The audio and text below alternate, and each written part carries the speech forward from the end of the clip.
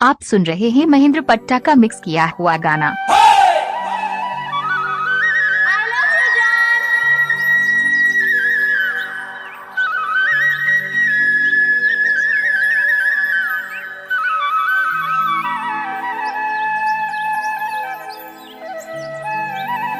रे ऑर्केस्ट्रा बजा। नाच ना वो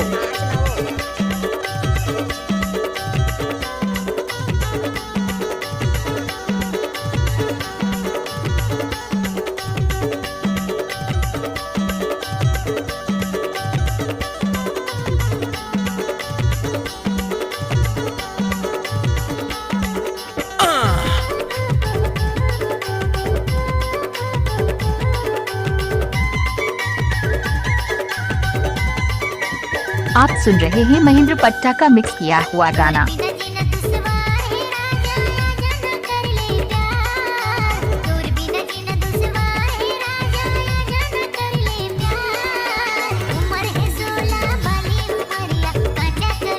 दादा रे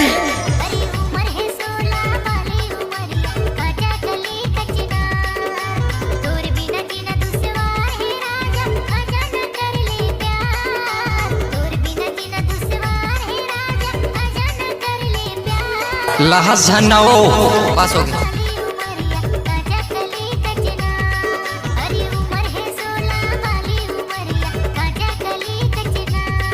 नाचुरी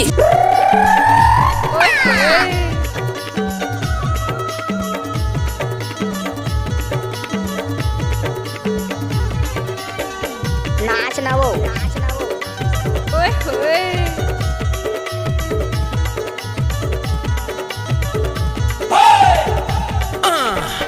नाचुरी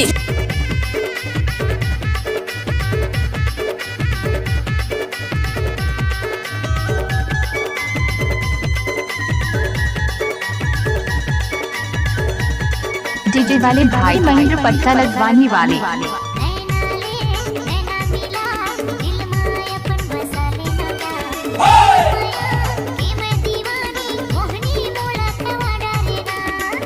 लहस झन्नाओ पास हो गया।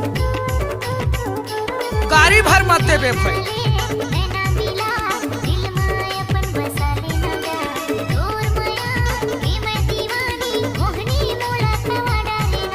दादा रे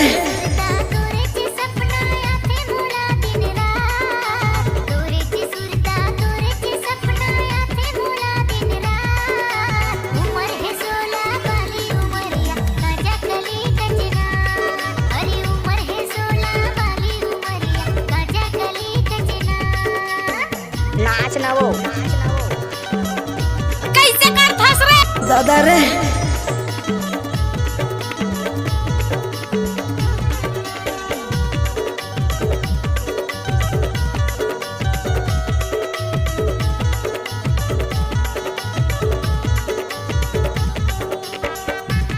नाच ना वो अरे जा जा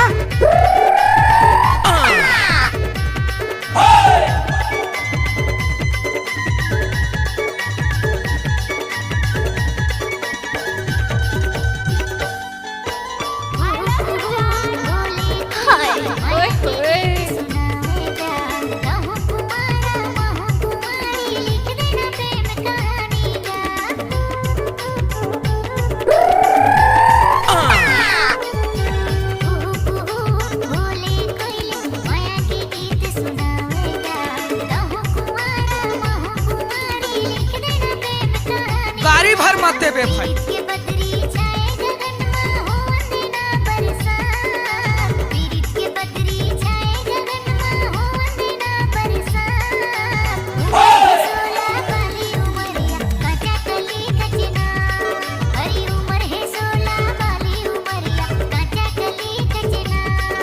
दादा रे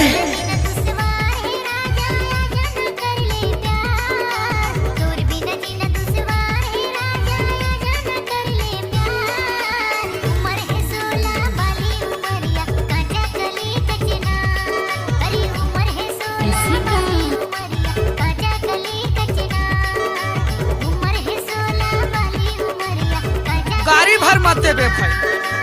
उमर है 16 वाली उमरिया काचा